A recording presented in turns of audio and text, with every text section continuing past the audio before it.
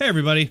Yesterday, you may have seen my video about Beta Beto comparing Trump to the Third Reich and defending his comparison by simply lying about the things that Trump has said. One of the things that Beta said was that Trump compared immigrants to an infestation. And of course, this is not true. Trump actually called MS-13 gangs an infestation. One of the examples that I used to show that the media keeps purposely misrepresenting what Trump said was a year ago when they claimed he called immigrants animals when he was actually talking about MS-13 gangs.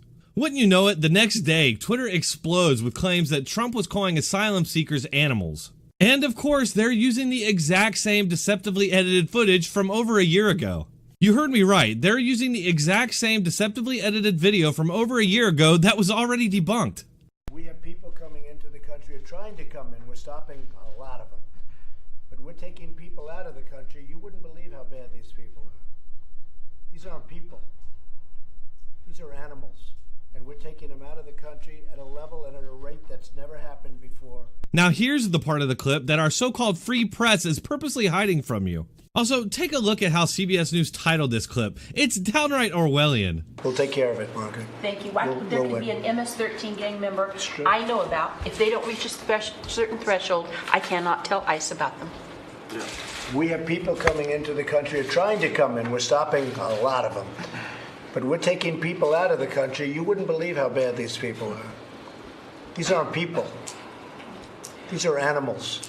You would think that all these supposedly highly trained principled journalists would remember this or at least do a little bit of research before they took to Twitter to warn everybody that we're on the verge of another genocide led by Donald Trump. I'm not even exaggerating. Take a look at what some of these nut jobs in the media said. Joy Reid, a supposed journalist from MSNBC, said asylum seekers, quote, aren't people. They are, quote, animals. This is particularly frightening language coming out of a person vested the power of the presidential office. The problem is, Trump never said anything about immigrants or asylum seekers. I want to know at what point did Joy Reid hear, quote, asylum seekers? It's never spoken, and yet it's right there in her Twitter post. Proving once again that Joy Reid is a political propagandist hack and she should be ignored. The fact that she still has a job at MSNBC after this and plenty of other lies just shows the quality of journalism you're going to get over there. And then we have, of course, the disgraced Dan Rather, who said, the president liking human beings to animals is despicable. I've seen this playbook before, words weaponized into bloodshed. His sneering rhetoric must be denounced.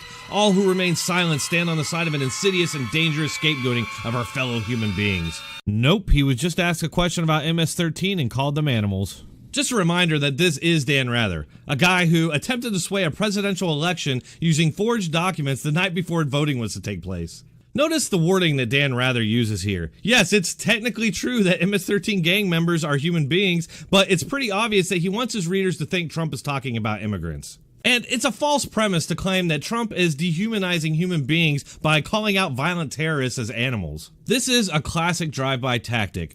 They just want as many people as possible to think that Trump is talking about immigrants, and it's working. Some of these Twitter posts that I'm going to show you have millions of views. And just skimming through the comments, you can see the hatred that it's generating. Just look at some of these responses to these media and Hollywood people who are claiming he's talking about immigrants. I wish his diet would take its natural course and finally plug up an artery enough that it kicks it. John, thank you. How all of us are feeling. What a complete waste. I love it when you lay out the facts. Thank you, John. So much hatred from one person towards anyone non-white. He should be charged for abuses against humanity.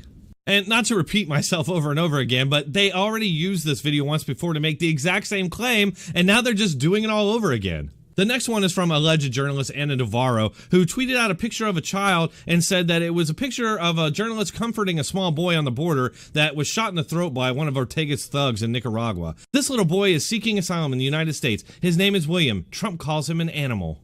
Wrong. This woman actually calls herself a journalist and actually gets paid at CNN to do that job. Does she not know that CNN reported on this back in 2018 and even had to admit that his quotes were taken out of context? The AP even tweeted out a correction in 2018 saying that they had deleted a tweet from late Wednesday on Trump's animals comment about immigrants because it wasn't made clear that he was speaking after a comment about gang members. It wasn't just fake journalists making fools of themselves. Washed-up actor John Cusack tweeted out, he'll end up the way they all do. Just a matter of how much damage he can do before he goes. Fuck him and every one of his enablers. Go straight to hell. Fuck me?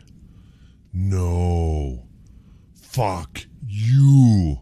Is it just me, or did that sound like a threat? This is all morphing from slightly entertaining stupidity into something much more dangerous. If you're a crazed leftist who's pumped up full of hate by the media on a daily basis, you're gonna feel more and more justified in taking violent actions. I wonder if any of these blue checkmarks will receive a ban for inciting violence.